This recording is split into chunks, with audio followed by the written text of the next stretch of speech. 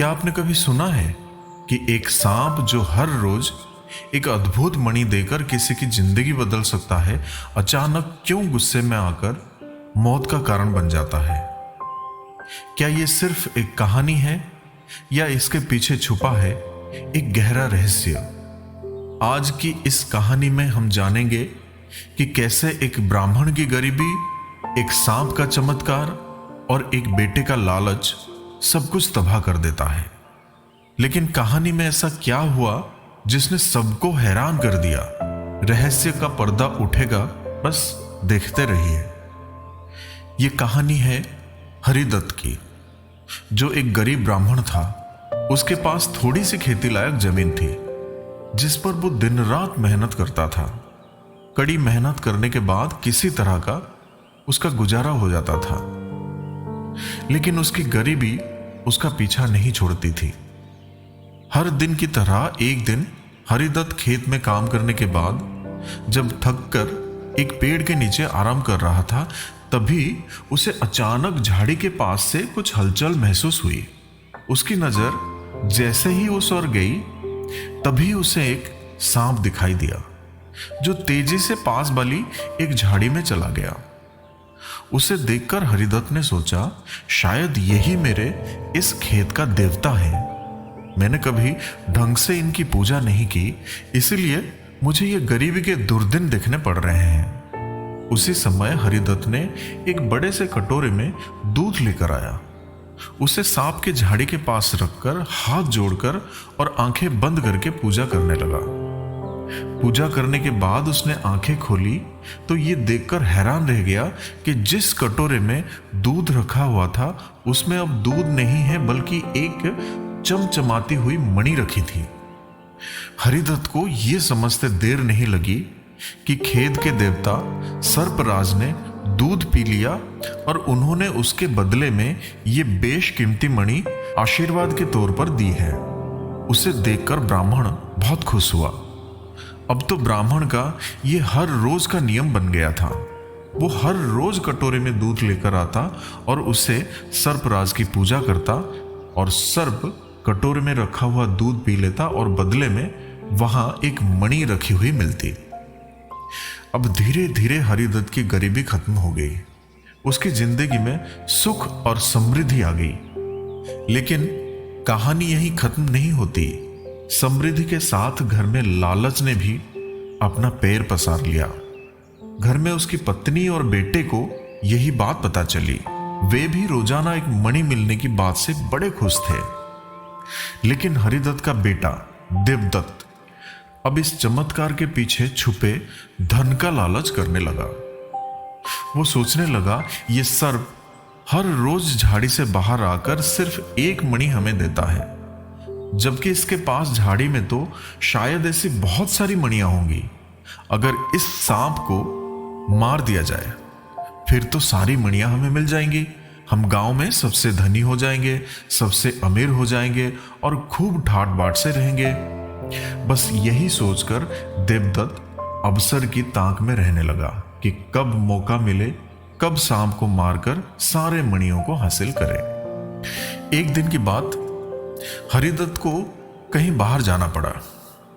उसने अपने बेटे देवदत्त को बुलाया और उसे बताया कि बेटा, मेरे पीछे अपने खेत के देवता सर्पराज को दूध पिलाना ना भूलना। आखिर उन्हीं की ही तो दया में हमारे जीवन में इतनी समृद्धि आई है। देवदत्त ने अपने पिता से कहा, हाँ पिताजी, आप चिंता ना करें, मैं ये काम जरूर करूंगा।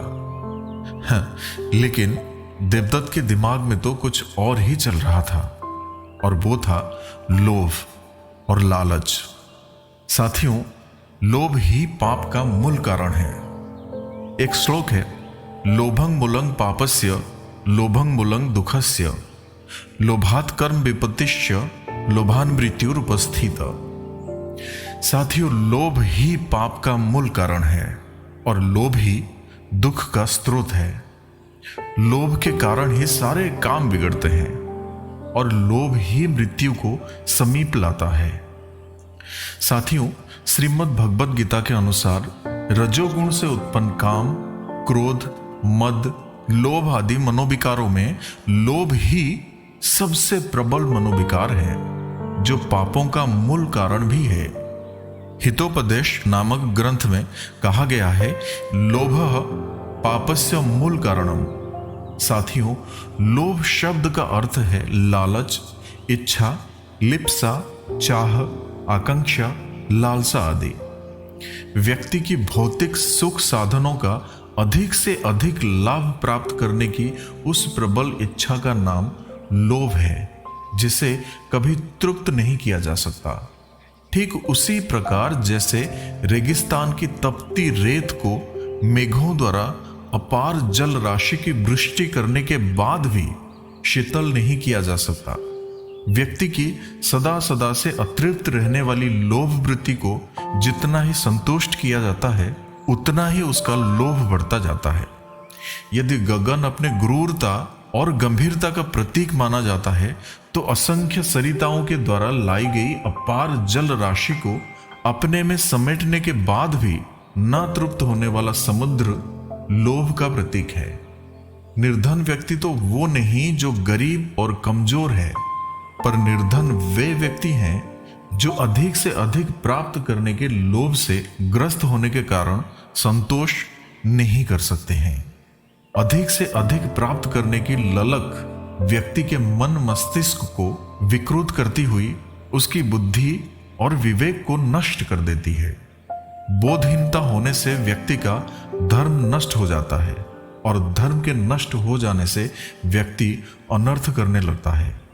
भोग वासनाओं की ही भांति व्यक्ति की सदैव अतृप्त रहने वाली भौतिक कामनाएं भी उसके सात्विक चित्त और अमूल्य चरित्र को पतन के गर्त में पहुंचाने में सहयोगी होती है। व्यक्ति की वैभव, संपन्नता, कुलीनता, दिव्यता आदि श्रेष्ठ विशिष्टताएं भी उसकी लोभ वृत्ति के कारण ही धूलसरित होकर उसकी साफ सुथरी छवि को समाज में निंदनीय और है बना देती है। साथियों, अगले दिन देवदत्त सुबह सुबह पिता की तरह ही खेत पर गया। उसने दूध से भरा कटोरा सांप के बिल के पास रखा और थोड़ी दूर खड़ा हो गया।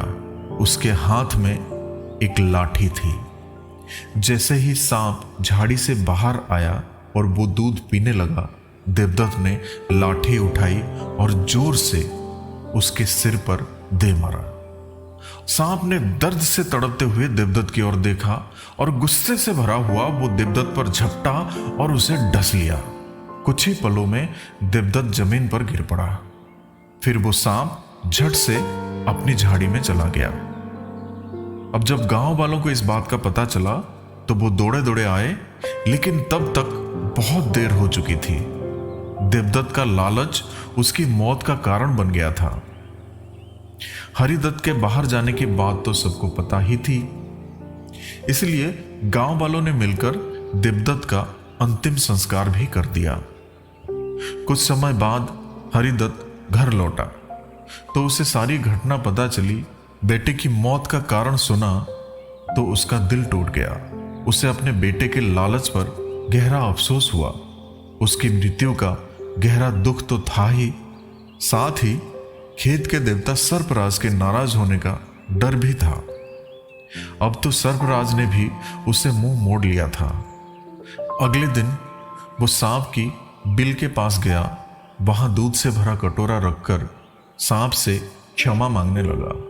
कहने लगा, हे सर्पराज, मुझसे बहुत बड़ी गलती हुई है। मैं आपसे प्रायश्चित करने आया हूं। हो सके तो मुझे क्षमा कर देना। अब गरीब ब्राह्मण की प्रार्थना सुनकर थोड़ी देर बाद सांप बाहर निकला तो उसके मुंह में एक चमकती हुई मणि थी।